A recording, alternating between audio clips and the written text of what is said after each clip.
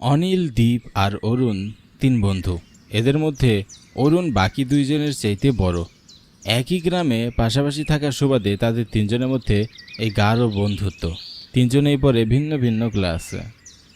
এবার শীতটা একটু ভালোই পড়েছে, তাই না রে? হ্যাঁ, একদম কুত্তা মারা শীত। আচ্ছা, যাই হোক, সব দোষ কুত্তার হয় কেন বলতো? কুত্তা মরা শীত, কুত্তা গরম কেন?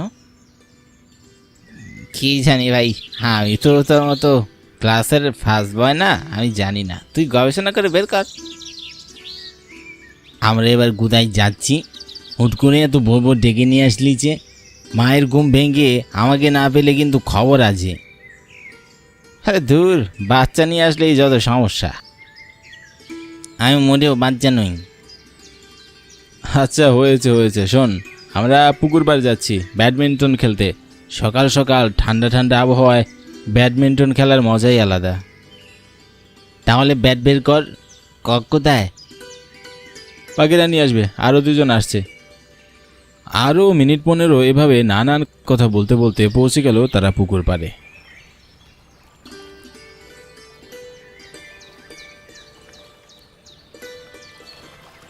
শীতে পুকুর পাড়ের পানি অনেকটাই শুকিয়ে গেছে।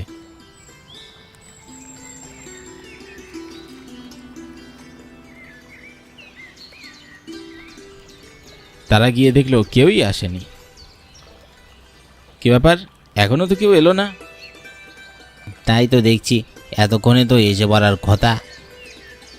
আমরা কিছুক্ষণ অপেক্ষা করি না হয়। আরও প্রায় আধ ঘন্টা পার হয়ে গেলেও কেউ আসলো না।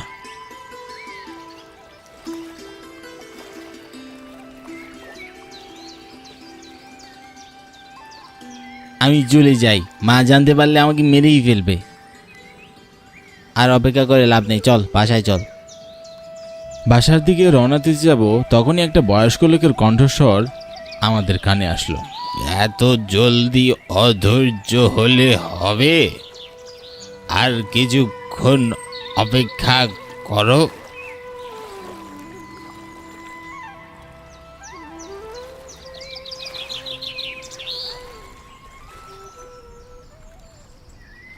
আপনি কি দাদু? আপনাকে তো এই গ্রামে কখনো দেখিনি।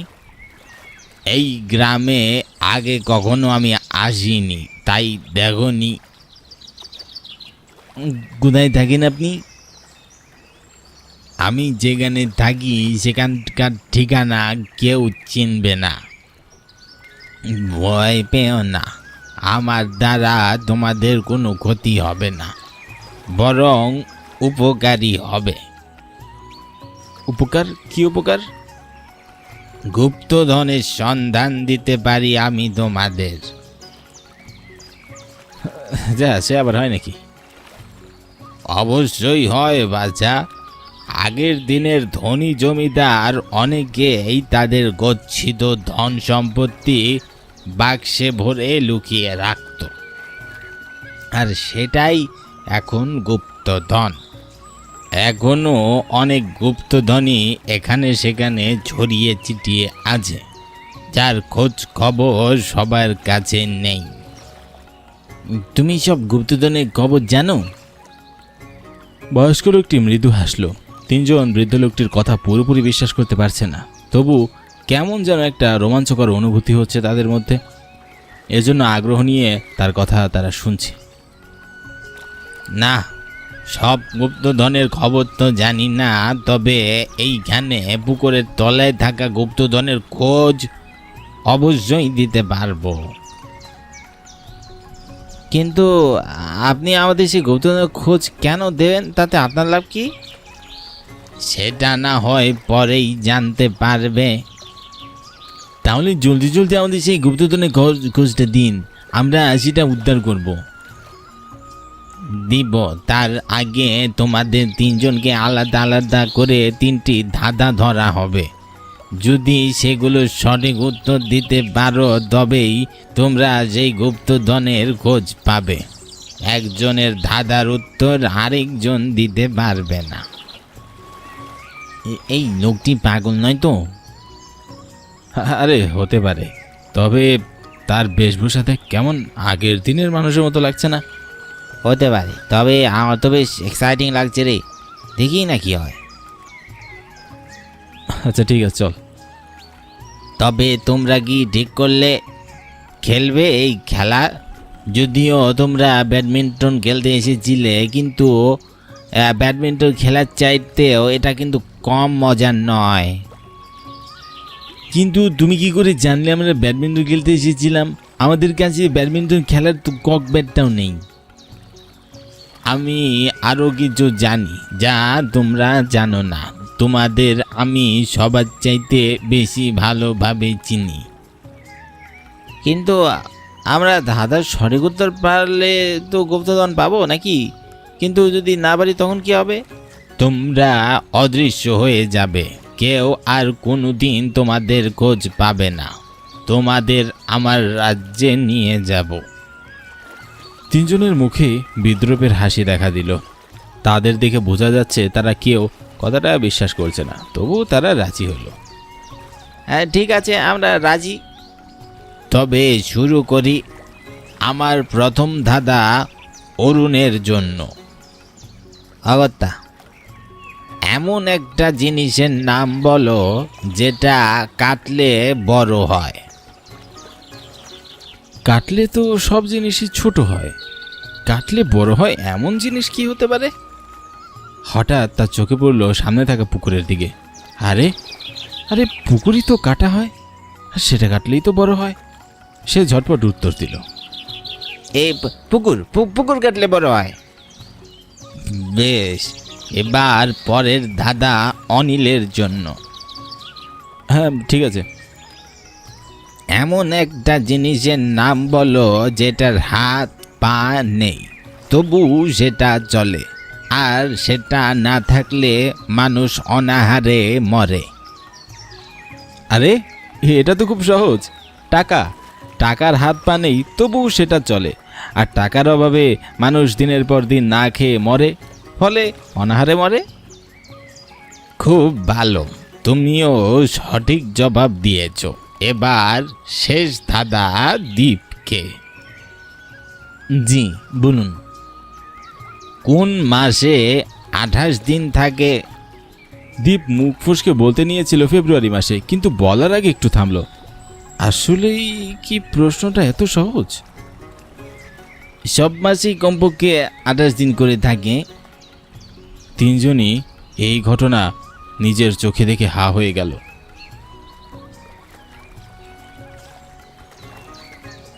এই নাও, এটা দেখো।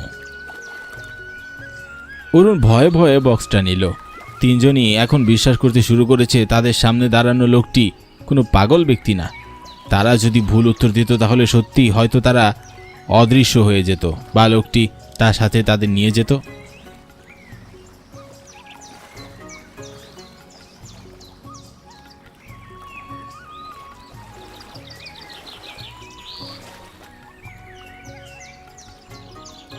অভিশাপ, অভিশাপ, অভিশাপ। এই বক্স যেই খুলবে সেই গ্রামের পুরনো অভিশাপ বয়ে বেড়াবে।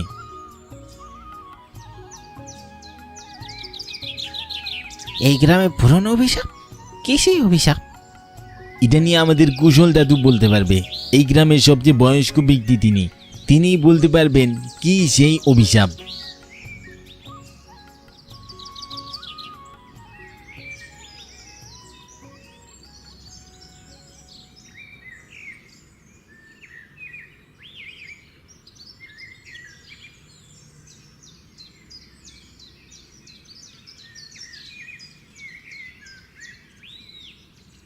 অভিশাপ?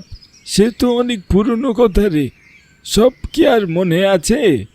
এই অভিশাপের কথা তোরা জানলি কি করে? বলুন না দাদু, কি হয়েছিল একটু মনে করার চেষ্টা করুন না।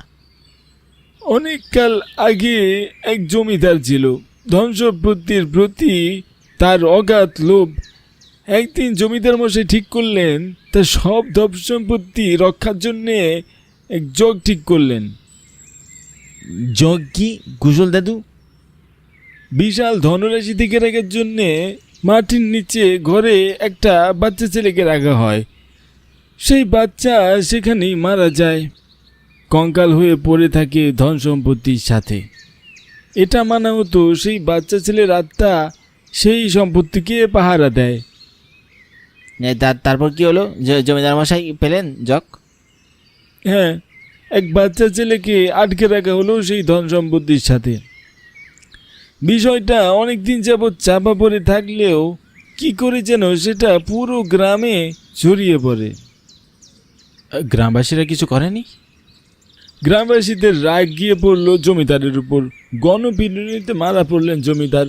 তবে মারা পড়া ঠিক আগের মুহূর্তে অভিশাপ দিয়ে গেলেন। সেটা হলো গ্রামে 10 বছর বয়সী কোনো ছেলেকে আর খুঁজে পাওয়া যাবে না, সবাই অদৃশ্য হয়ে যাবে। কিন্তু এতদিন তো এমনটা হয়নি। হয়নি কারণ এক তান্ত্রিকের মন্ত্রপুত এক বাক্স পুকুরের তলায় আছে। কথাগুলো শুনে সবার মুখে ভয় চেপে গেল।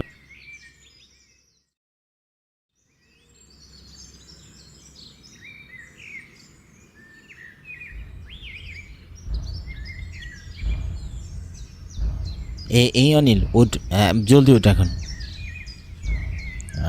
আজকে যাব না খেলতে। পাশের বাসার আবুকে খুঁজে পাওয়া যাচ্ছে না।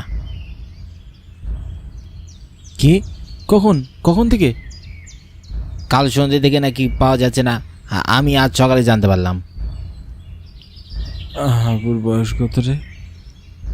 আর কতই বা হবে, ওই তো 9 কিংবা 10। কথাটা বলতে গিয়ে অরুণ নিজেও চমকে ওঠে।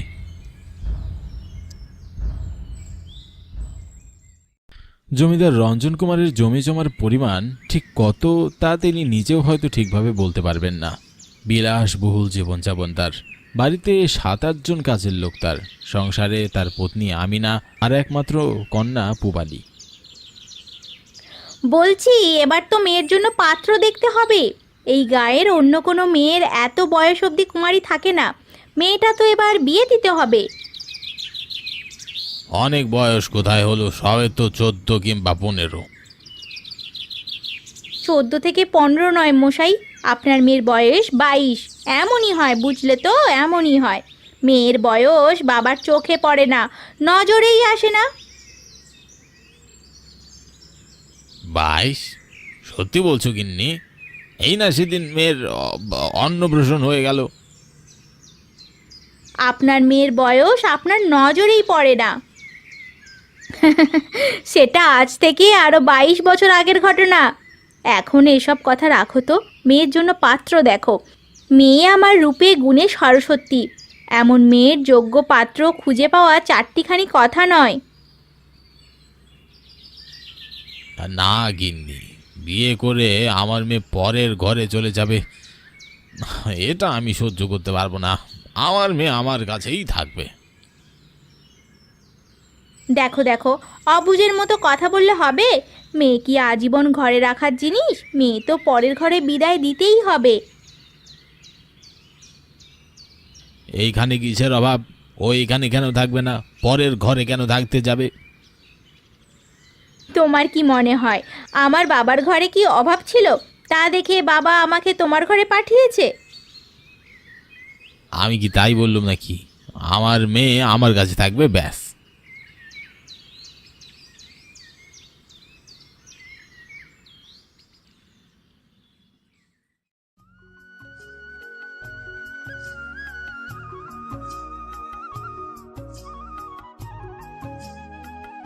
কি গো সখী, খুব বউ সাজার শখ বুঝি?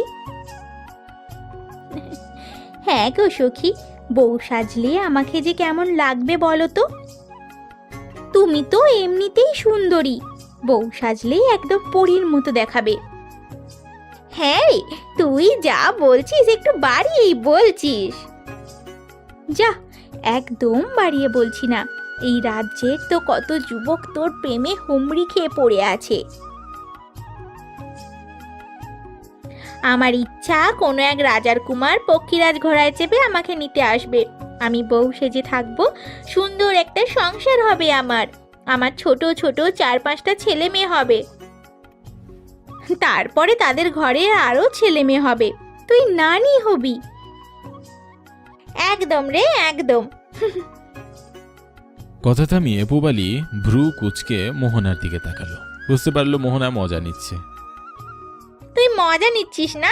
দাঁড়া দাঁড়া, তোর একদিন কি আমার একদিন। আড়াল থেকে কিছু কথা কানে যায় আমিনার। তিনি বুঝতে পারেন মেয়ের সংসার করার তীব্র ইচ্ছার কথা। তিনি নিজেও চান মেয়ে বিয়ে করে সংসারী হোক। মেয়েকে বিদায় দিতে কষ্টও হবে তার, কিন্তু সমাজের নিয়ম তার অমান্য করা যায় না।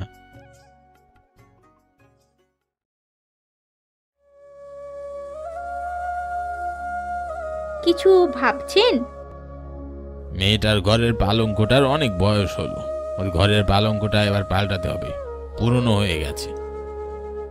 শুধু পালঙ্ক না, মেয়েটার বয়স হয়েছে, 25-এ পা রাখলো। এবার তো বিয়ের ব্যবস্থা করুন, অন্তত পাত্র দেখা তো শুরু করুন। যোগ্য পাত্র পেতে তো সময় লাগবে। আবারও সেই এক কথা, আমি বলেছি তো আমার মেয়ে কোথাও যাবে না, আমার মেয়ে চিরকাল আমার কাছেই থাকবে।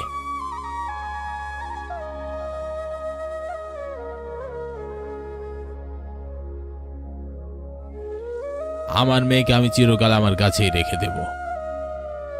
সে কি, মেয়ের বিয়ে দিতে হবে না? মেয়ে তো কিছুকালের অতিথি, আরেকজনের আমানত। না, আমি আমার মেয়েকে ছাড়তে পারবো না, প্রয়োজন পড়লে বিয়ে দিয়ে ঘর জামাই রেখে দেব। সেদিন এই কথা শুনে খুব হেসেছিল আমিনা। খুব আদরে লেগেছিল বিষয়টা, কিন্তু আজ তার সেটা এই পর্যায়ে নেই। মেয়ের প্রতি তার তীব্র ভালোবাসা মেয়ের অকল্যাণী ডেকে আনছে, সেটা তিনি কিছুতেই বুঝতে পারছেন না। আপনার সাথে কথা বলাই বৃথা। ঠিক আছে, মেয়ের বিয়ে আমি দেব, তবে শর্ত একটাই, বিয়ের পর ছেলেকে ঘর জামাই হিসাবে এখানেই থাকতে হবে। তা কি করে হয়? কোনো ছেলে কি রাজি হবে ঘর জামাই থাকতে? আত্মসম্মানেরও তো একটা বিষয় আছে। কেন, সমস্যা কোথায়? এত বড় জমিদারি আমার, এত সহায় সম্পত্তি, এগুলো কে ভোগ করবে? আমাদের তো কোনো ছেলেও নেই, আমার মেয়ে আর তার বরই সব পাবে। ঠিক আছে, দেখুন, যা ভালো মনে হয় তাই করুন।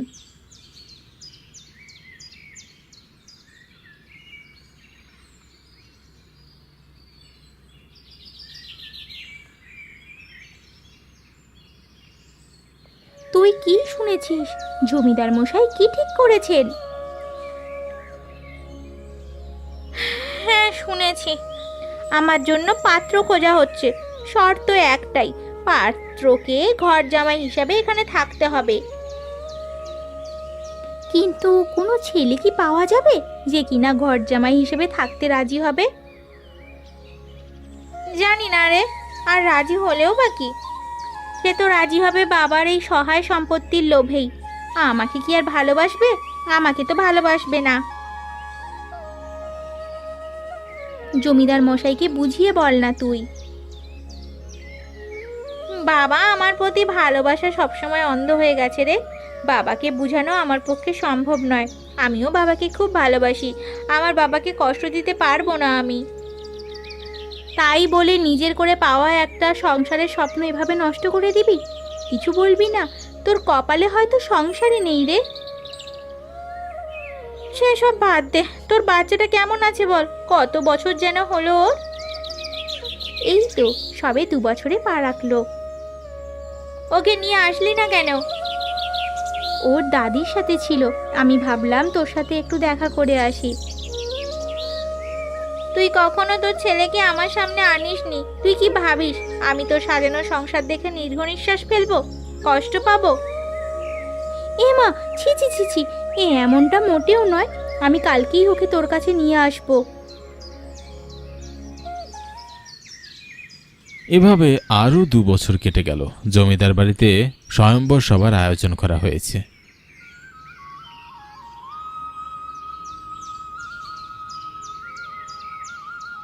জমিদার মশাই, এখনো তো কেউ আসলো না।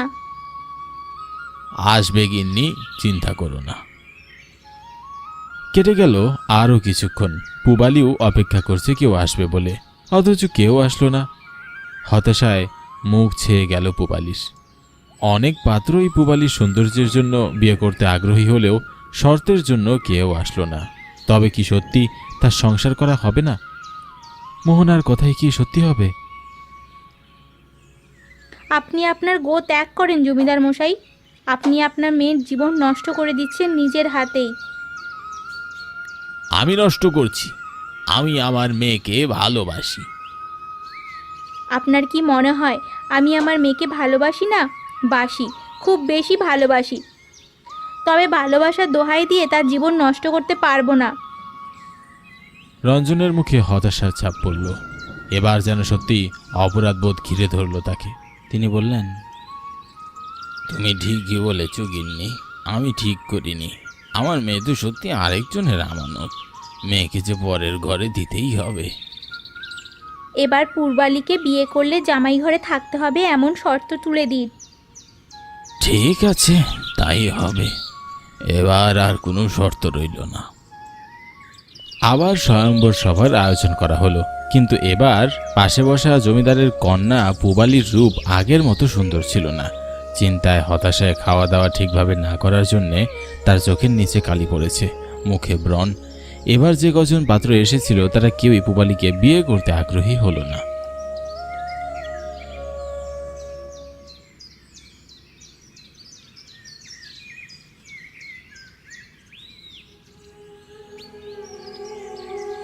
আমি তোর জীবন নষ্ট করে দিলাম রে মা। আমার অতিরিক্ত ভালোবাসা তোর জন্য কাল হয়ে দাঁড়ালো। ওই সব বলবেন না বাবা, আমার কষ্ট হয়। আপনার কোনো ভুল নেই। আমি জানি রে মা, তোর খুব সংসার করার শখ ছিল, তাই না রে? এসব থাক বাবা, এখন আর আমার কোনো শখ নেই। আপনি বেশি কথা বলবেন না, আপনার কষ্ট হবে। তুই আমাকে ক্ষমা করে দিস মা।